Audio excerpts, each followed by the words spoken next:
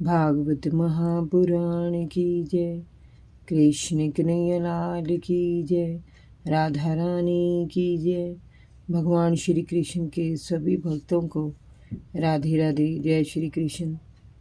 आज मैं आपको सुनाऊंगी भागवत महापुराण में 7वें स्कंद में 7वां अध्याय, प्रहलाद द्वारा दैत्य बालकों की शंका का समाधान। प्रहलाद ने कहा, मित्रों, जब मेरे पिता श्री तपस्या करने मंदराचल पर चले गए, तब इंद्र व अन्य देवताओं ने दानवों से युद्ध करने का कई बार प्रयास किया। एक बार भारी तैयारी करके देवताओं ने दानवों पर आक्रमण कर दिया। उनके आक्रमण का सामना दानव नहीं कर सके। वे अपनी अपनी जान बचाने के लिए इधर उधर भागने लगे और कहने लगे कि हिरण्यकशिपु का पाप कर्म ही इस आक्रमण का दोषी है। देवताओं ने दानवों के राजमहल पर भारी आक्रमण करके लूट खसोट मचा दी। इंद्र ने मेरी माता कयाधु को भी बंदी बना लिया। जब वह उन्हें ले जा रहा था तो विलाप करती मेरी माता को देवऋषि नारद ने देख लिया। उन्होंने इंद्र को फटकारा कि इस निरपराध प्राय स्त्री को बंदी बनाकर ले जाना तुम्हें शोभा नहीं देता, इसे तत्काल छोड़ दो। इस पर इंद्र ने कहा, देवऋषि, इसके गर्भ में देवद्रोही हिरण्यकशिपु का अत्यंत प्रभावशाली बालक है। जब वह उत्पन्न हो जाएगा तब उसे मारकर मैं इसे छोड़ दूंगा। नारद जी ने कहा, इंद्र, इसके गर्भ से भगवान का प्रेमी भगत, सेवक और निष्पाप महात्मा जन्म लेगा। तुम्हारे में उसे मारने की शक्ति नहीं है। देवऋषि नारद के ऐसे वचन सुनकर देवराज इंद्र ने मेरी माता की प्रदक्षिणा की और क्षमा मांगकर उसे छोड़ दिया तथा अपने लोक को चला गया। इसके बाद देवऋषि नारद मेरी माता को अपने आश्रम पर लिवा ले गए और कहा, पुत्री, जब तक तुम्हारा पति तपस्या करके लौटे तब तक तुम यही रहो। मेरी माता देवऋषि की आज्ञा मानकर वहाँ रहने लगी। वह तब तक वहाँ रही जब तक मेरे पिता तपस्या करके लौट नहीं आए। आश्रम पर रहते हुए मेरे जन्म से पूर्व देवऋषि नारद मेरी माता को प्रतिदिन भागवत धर्म का उपदेश दिया करते थे। गर्भ में रहते हुए मैं नित्य वह उपदेश सुना करता था। देवऋषि की कृपा से मेरे रोम रोम में भगवान की भक्ति रम गई थी। मेरे जन्म के उपरांत भी वह स्मृति मुझे बराबर बनी रही। यदि तुम भी मेरी बात पर श्रद्धा करो तो तुम्हें भी ये ज्ञान प्राप्त हो सकता है। श्रद्धा से बुद्धि निर्मल और शुद्ध होती है। हमारे इस शरीर में जन्म, अस्तित्व की अनुभूति, वृद्धि, परिणाम, क्षय और विनाश, ये 6 प्रकार देखे जाते हैं। आत्मा का इनके साथ कोई संबंध नहीं होता। आत्मा तो नित्य है, अविनाशी है, शुद्ध है, एक है। जीवात्मा मीन्स परमात्मा है, सबका आश्रय है, निर्विकार है, समय प्रकाश है, सबका कारण है, व्यापक है, अनंत है, तटस्थ है और सभी प्रकार के आवरणों मीन्स माया से रहित है। आत्मा के ये लक्षण उत्कृष्ट माने जाते हैं। इनके द्वारा आत्म तत्व को तभी जाना जा सकता है जब जीव मैं और मेरे के झूठे भाव को छोड़ देता है। जैसे सोने की शुद्धता को स्वर्णकार कसौटी पर कसकर तत्काल जान लेता है, वैसे ही आत्म तत्व को जानने वाला व्यक्ति आत्म प्राप्ति के उपायों द्वारा इस शरीर के भीतर ही ब्रह्म का साक्षात्कार कर लेते हैं। मित्रों, आचार्यों ने मूल प्रकृति, महतत्व, अहंकार और पंच तन मात्राएं, इन 8 तत्वों को प्रकृति बताया है।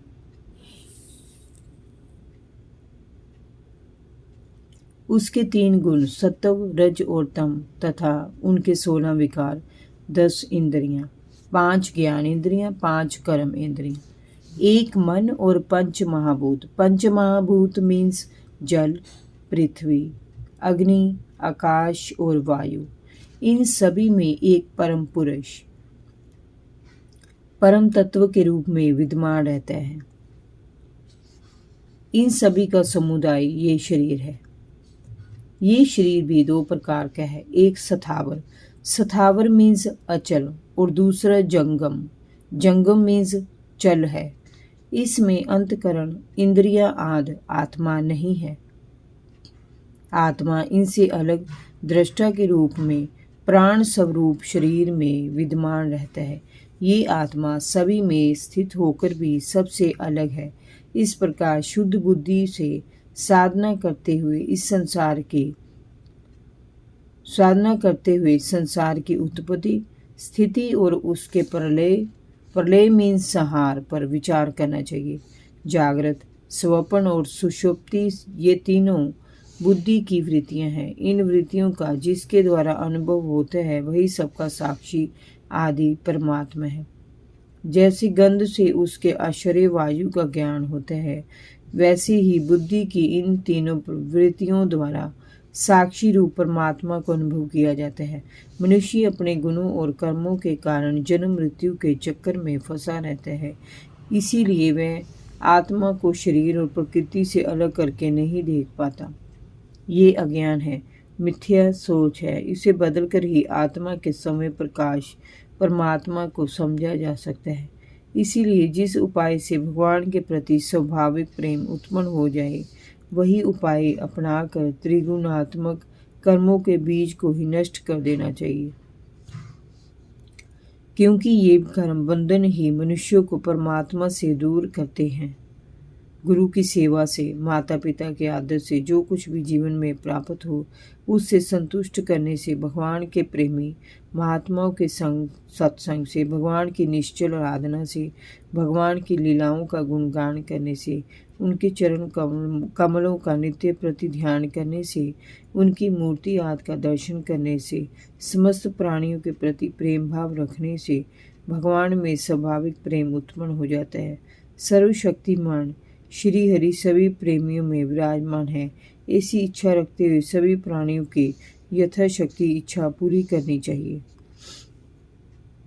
काम, क्रोध, लोभ, मोह, मद और मत्सर, द्वेष, इन 6 शत्रुओं पर विजय प्राप्त करके जो भगवान की भक्ति करता है उसे श्री कृष्ण के चरणों की अनन्य भक्ति प्राप्त होती है। भगवान की लीलामय भक्ति में लीन हो जाना ही भगवान को पा लेना है। जब भगत का हृदय भगवतमय हो जाता है तब उसके मन से जीवन मृत्यु का भय स्वतः ही नष्ट हो जाता है। भगवान का भजन करने में किसी प्रकार का भी परिश्रम नहीं करना पड़ता। सांसारिक पदार्थों के प्रति प्रेम रखना मृग तृष्णा के समान है, क्योंकि ये सबको क्षण भंगुर है, जल्दी ही नष्ट हो जाने वाला है। इन सभी में दोष ही दोष है, निर्दोष तो मात्र परमात्मा है। हे असुर कुमारों, तुम्हें उसी परमात्मा का भजन और स्मरण करना चाहिए।